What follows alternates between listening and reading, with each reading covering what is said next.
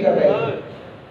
آپ کا ارادہ مشن امن تھا، مشن مقابلہ یا مجادلہ یا لڑائی جھگڑا نہیں تھا. معاہدہ مشن امن کے لیے کہ امن کے نمائندے بن کر کہ میں جنگ کے لیے نہیں آ رہا، میں جنگ کے لیے نہیں آ رہا. وہ تو مسلط کی گئی تو پھر اپنے دفاع کے لیے انہوں نے اپنا بچاؤ کیا.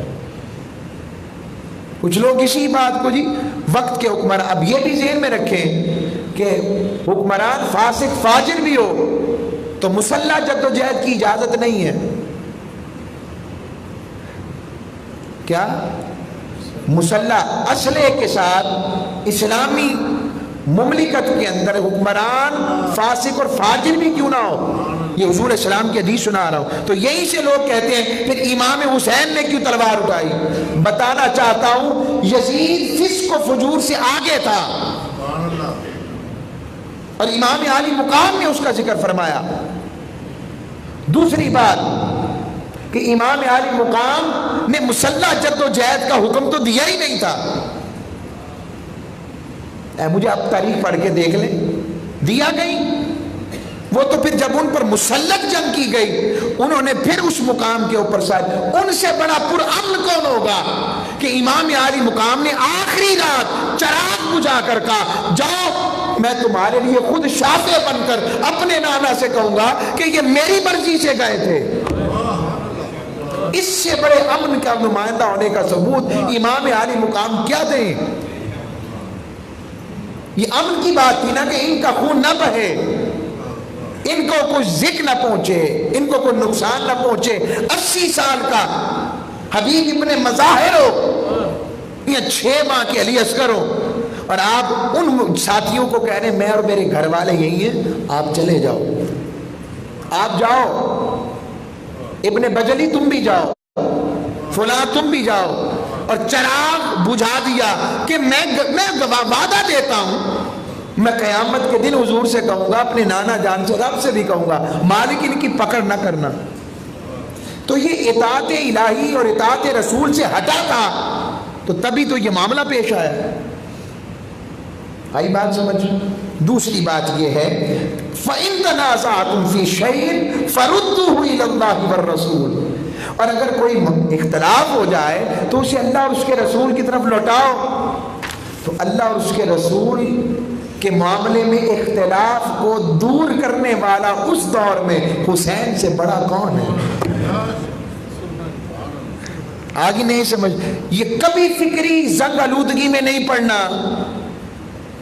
کبھی فکری زنگ آلودگی میں نہیں پڑنا. وہ اس بات کو کہے کہ یہ تو شہزادوں کی جنگ تھی. شہزادہ خلفاء راشدین سے لے کر صحابہ تک کے صرف ایک تھے، اپنے بیٹے بھی تھے ان کے. اور چلیں ایک نقطہ دے دیتا ہوں کہ میرٹ کسے کہتے ہیں جس کی بنیاد خلفاء راشدین نے رکھی؟ حضرت عمر فاروق رضی اللہ تعالیٰ عنہ. جسم اس وار سے زخمی ہے جس سے آپ کی شہادت ہوئی اور آپ کو لوگوں نے کہا اے امیر المومنین آپ اپنے بیٹے عبداللہ ابن عمر کو خلیفہ نامزد کر دیں. 23 لاکھ مربع میل کا حاکم، اور اگر وہ کر دیتے تو عبداللہ ابن عمر حکمران بن جاتے. بن سکتے تھے کہ نہیں؟ کسی بھی طرح سے کمی میں نہیں تھے سیرت و کردار میں. عبداللہ ابن عمر کے تقویٰ و طہارت پر کسی کو کوئی شک نہیں ہے. مگر کیا جملہ عنایت فرمایا حضرت عمر فاروق، واری جاؤں. یہ تھا وہ میرٹ اور یہ تھا وہ مقصد جس کے لیے حسین نکلے جو یزید کے ہاں نظر نہیں آ رہا تھا. آپ نے فرمایا لوگوں میں اسے امت مسلمہ کا حاکم بنا دوں جسے اپنی بیوی کو اچھی طرح طلاق بھی دینی نہیں آتی. بیٹے کے بارے میں، سگے بیٹے کے بارے میں تبصرہ کر رہے ہیں. حضرت عمر فاروق خود تبصرہ کر رہے ہیں. یہ مقام تھا میرٹ کا. یہ ہے وہ وجہ جس کی وجہ سے امام عالی مقام کھڑے ہوئے، ڈٹ گئے. اور ان کا انکار عظیمت تھا. اب کئی یہ بھی کہتے ہیں کہ صحابہ کرام رضوان اللہ اجمعین کے بہت سارے صحابہ نے یزید کی بیعت کر لی تھی، ان کے ایمان کا کیا کریں گے؟ میں آپ کو بڑی فکری باتیں، واقعات سے ہٹ کر یہ چیزیں بڑی ضروری ہیں. یہیں سے پراگندہ کیا جاتا ہے، مجھے علم ہے. کہا جاتا ہے تو اس سوال کا جواب ہے کہ شریعت نے دو راستے رکھے، ایک عزیمت کا، ایک رخصت کا۔ عزیمت اور رخصت کے راستے تھے، باقی سب کے لیے رخصت ممکن تھی،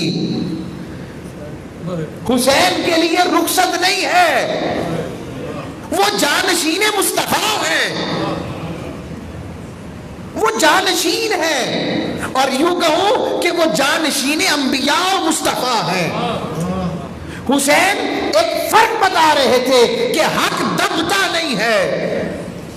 حسین اس لیے تو آقا نے کہا تھا سبتم من الاسباط، حسین خود ایک قوم ہے قوموں میں سے، وہ اکیلا قوم کے برابر ہے۔ نسائی شریف کی، ترمذی شریف کی حدیث، اس لیے امام علی باقیوں کو رخصت مل سکتی تھی، بچ سکتے تھے۔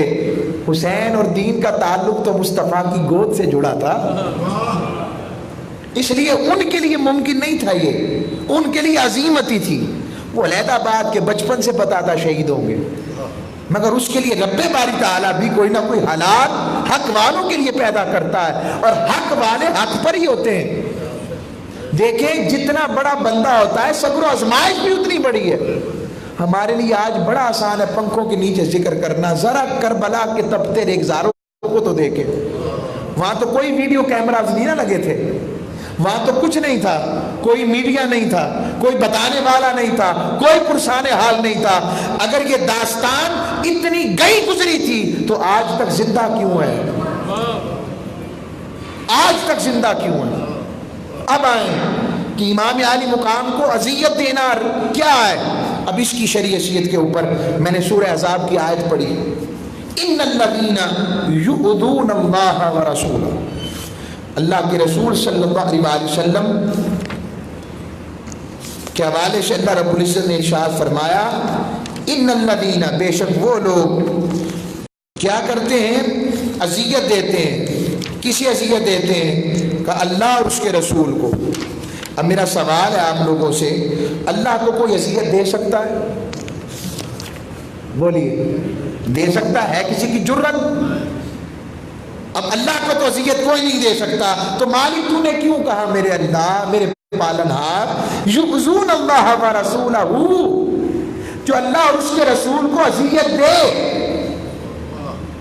مالک تو احساس اذیت سے پاک ہے، تو ان بعض خصلتوں سے پاک ہے، تیری ذات تو اس سے بہت بلند ہے، تو پھر تو نے کیوں کہا بتانا چاہتا ہوں رسول کو تکلیف دینے والے یہ نہ سمجھیں کہ انہوں نے ایک بشر کو تکلیف دی، انہوں نے ایک عام آدمی کو تکلیف دی، ایک عام آدمی کے خلاف فکرہ کسا ہے، انہوں نے ایک عام شخصیت یا میرے صرف ایک پیغمبر کے بارے میں بات کی ہے، نہیں، مصطفیٰ میں تو باقی انبیاء کو اپنا محبوب بنایا ہے اس محبوب کے صدقے، اور اس محبوب کو کوئی اذیت دے تو میں یوں ہی سمجھتا ہوں کہ اس نے مجھ رب کو اذیت دی ہے۔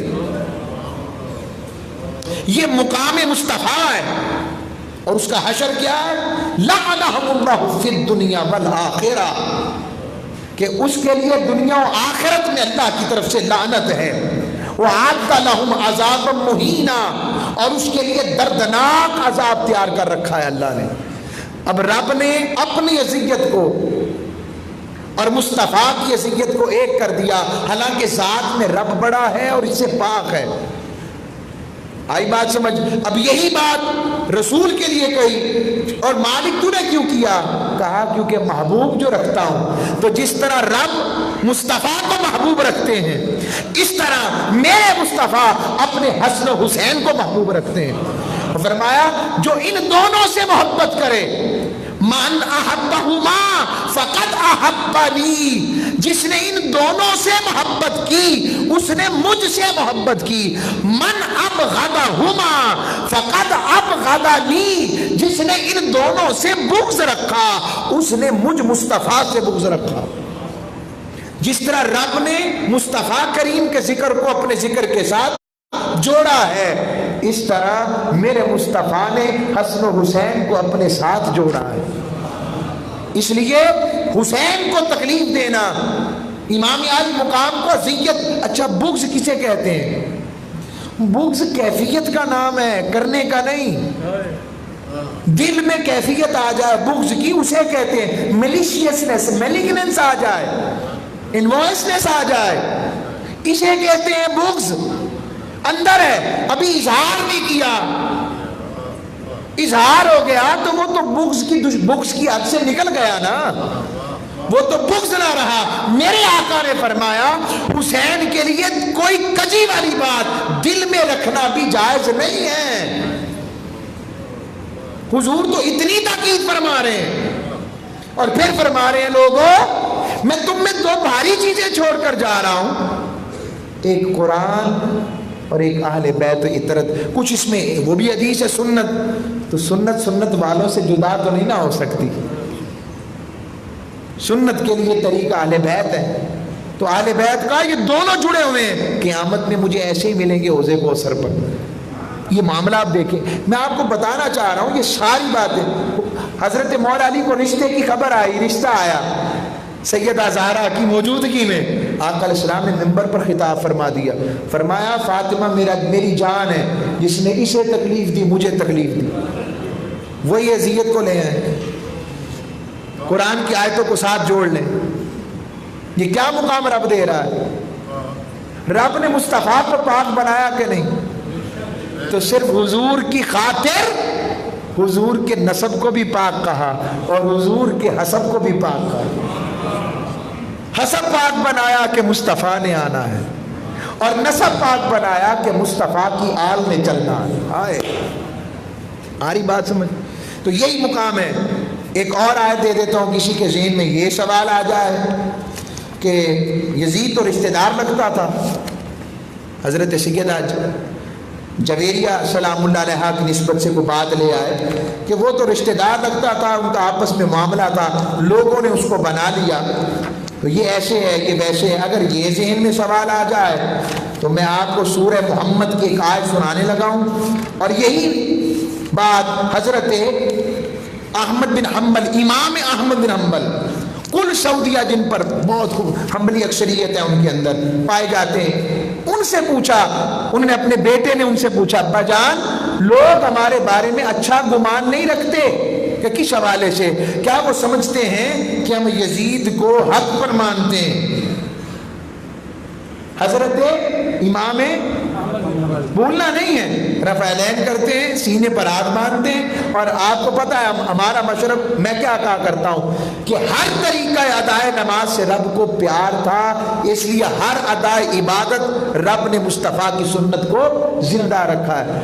ہاں اگر کوئی میری حنفیت پر بات کرے گا تو میں اسلام سے نکالے بغیر، کافر بنائے بغیر، کفر کے فتوے لگائے بغیر، ادب احترام اور محبت سے اپنی حنفیت کو حضور کی سنت و حدیث سے ثابت کرنے کا حق محفوظ رکھتا ہوں۔ آئی بات سمجھ؟ بات تاکہ باتیں سمجھ لیں وقت تو عرض کر رہا ہوں، جب یہ بات سنی تو آپ نے خود قرآن مجید فرقان حمید کی اس آیت میں کہا فَهَلْ عَصَيْتُمْ، کہ تم نے قرآن نہیں پڑھا بیٹے؟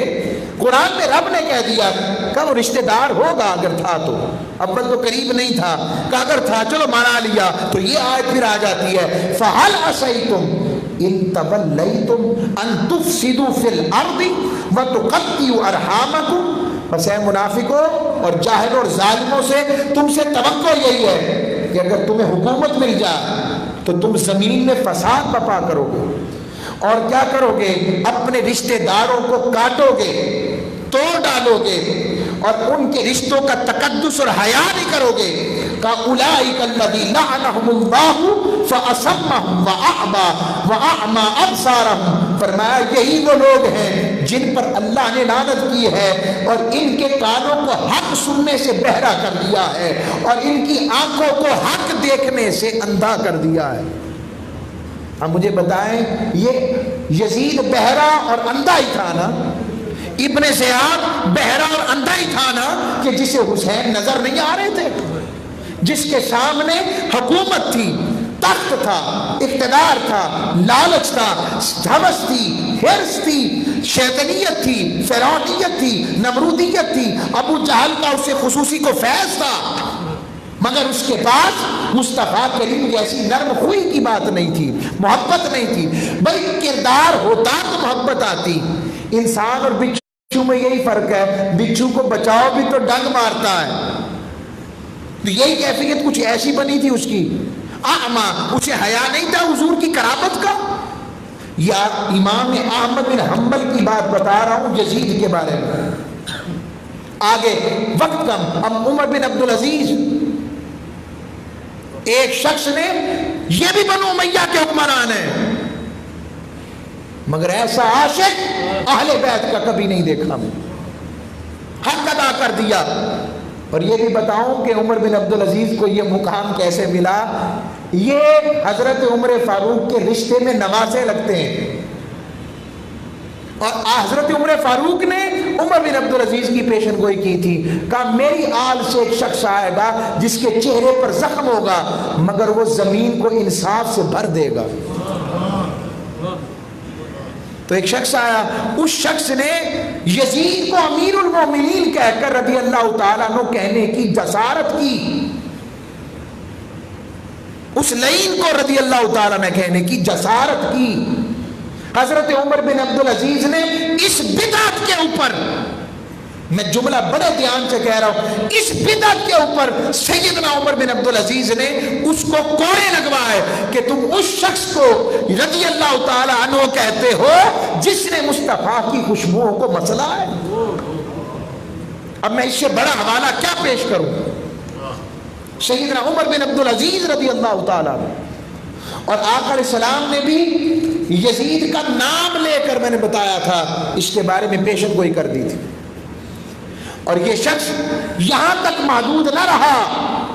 آقا علیہ السلام نے فرمایا چلو میں ایک فرض کرتا ہوں، حالانکہ فرض یہ بڑا بوجھ کر کے بات کر رہا ہوں، چلو فرض کیا کربلا میں امام علی مقام کو شہید کر دیا، پتہ ہی نہیں لگا اسے، نعوذ باللہ من ذالک۔ ایسی سوچ پر الامان الحفیظ، بھائی اسکول کا پرنسپل پہلے پھنستا ہے، ٹیچر چاہے غلطی کرے نہ کرے، اگر فائدہ اسے ملتا ہے تو پھنستا بھی پہلے پرنسپل ہے، اگر پتا تھا تو ڈبل مجرم، نہیں پتا تھا تو اس کی نااہلی ہے۔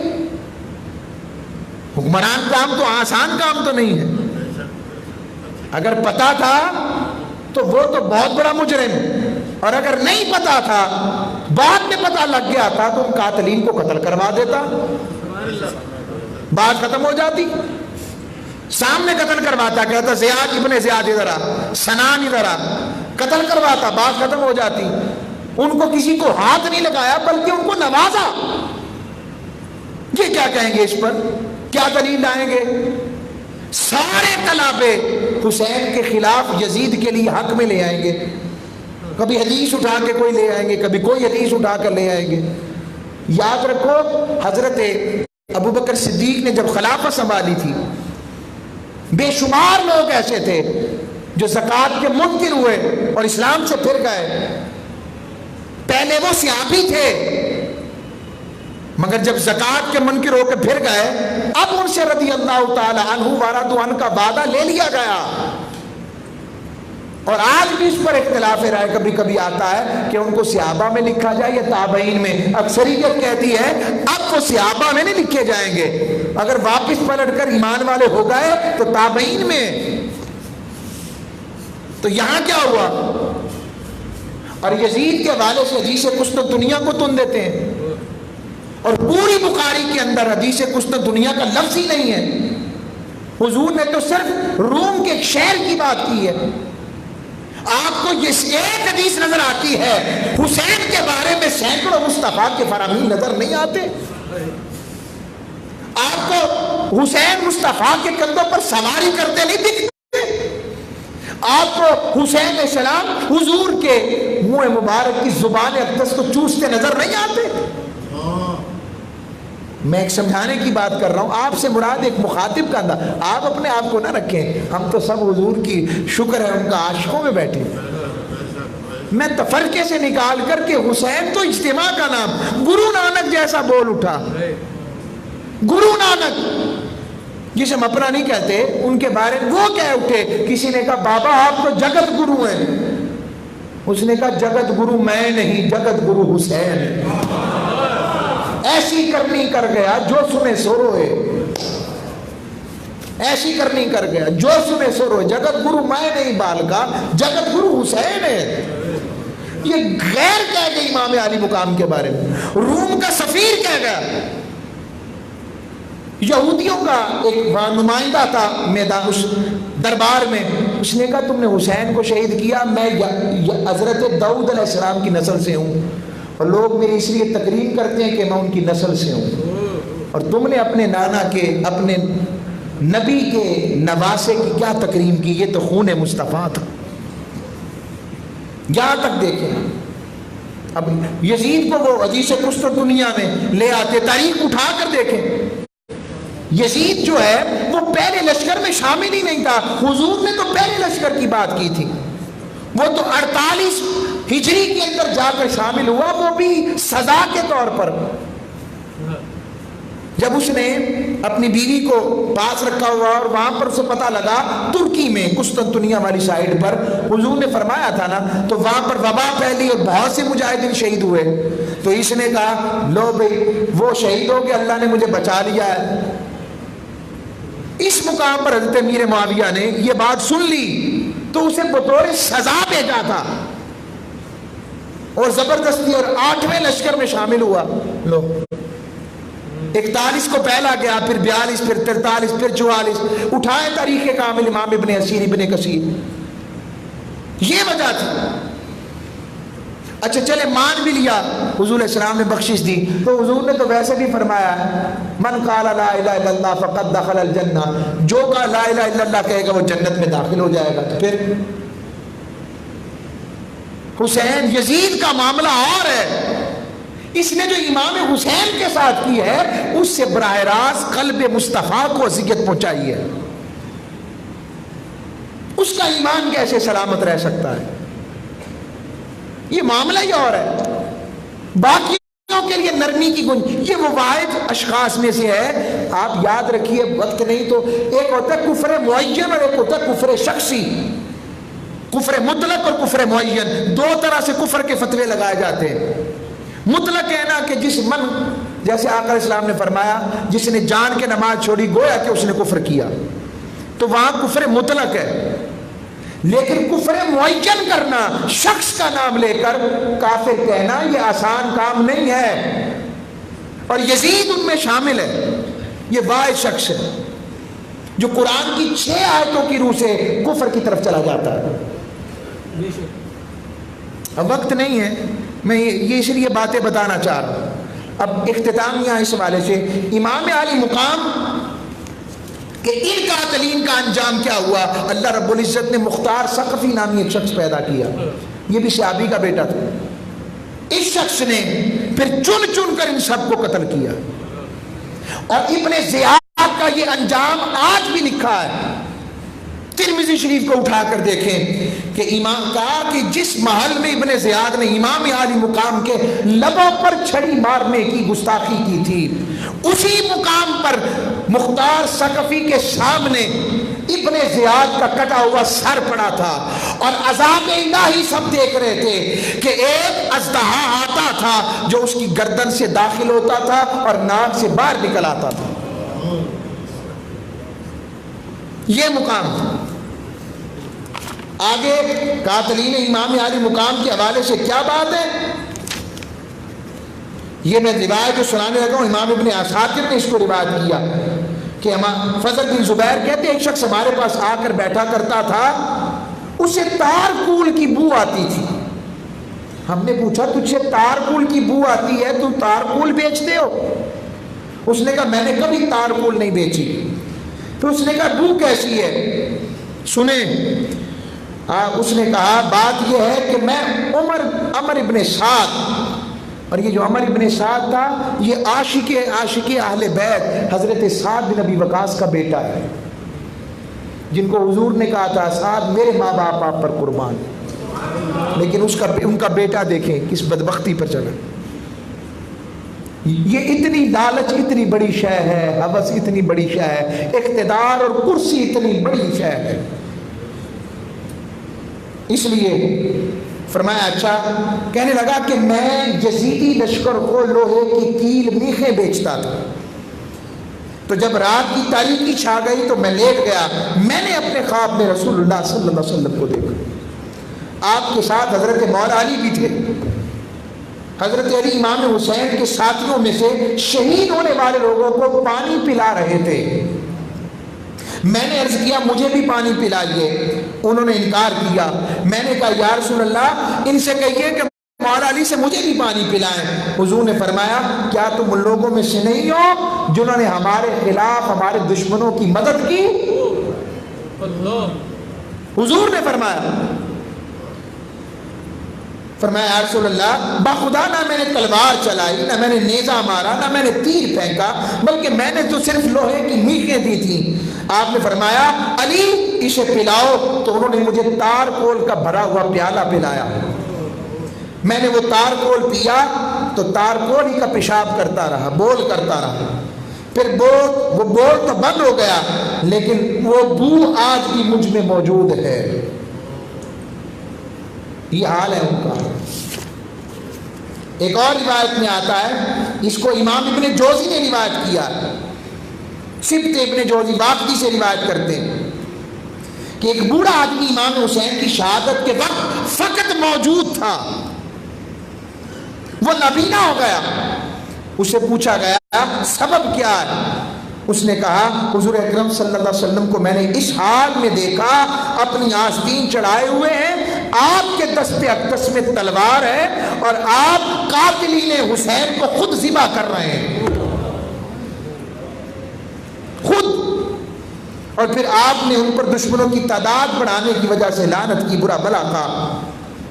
اور پھر امام حسین کے خون سے لتڑی ہوئی سلائی اس کی آنکھوں میں پھیری خواب میں تو وہ اندھا واقعی اٹھا تو اندھا ہو چکا. میں آپ کو کتنی مثال. ایک شخص جس نے امام علی مقام کو پانی کے پیاس کے اس شدت میں تیر مارا تو وہ پانی پیتا تھا. حضرت امام علی مقام نے کہا تھا پیاسا مرے، اتنا کہا تھا. اور امام علی مقام کا کہنا تھا وہ شخص ڈرم بھر بھر کے پیتا تھا، پیاس ختم نہیں ہوتی تھی. یہ میں ہمارے والے آپ کو روایات کے ساتھ سنا. اب یہ کیا ہے؟ اس سے پتہ لگتا ہے کہ ان کی تکلیف حضور کی تکلیف ہونے کی وجہ سے ان کو تکلیف دینے والے کبھی بھی اسلام پر نہیں ہیں. ان کے خلاف بات کرنا اور ان کی بات سمجھنا یہ ایسے ہی ہے جیسے آپ تبت یدا ابی لہب و تب پڑھتے ہیں. تو حسین کی بات کرنا ایسے ہی ہے جیسے آپ رب اور مصطفیٰ کو یاد کرتے ہیں، کیونکہ ان کے ذکر سے حضور راضی ہوتے ہیں، رب راضی ہوتا ہے. اپنے گھروں میں ان کا ذکر کیا کریں، ان کے صدقے خیر ہے. وما علیہ الا البلاغ.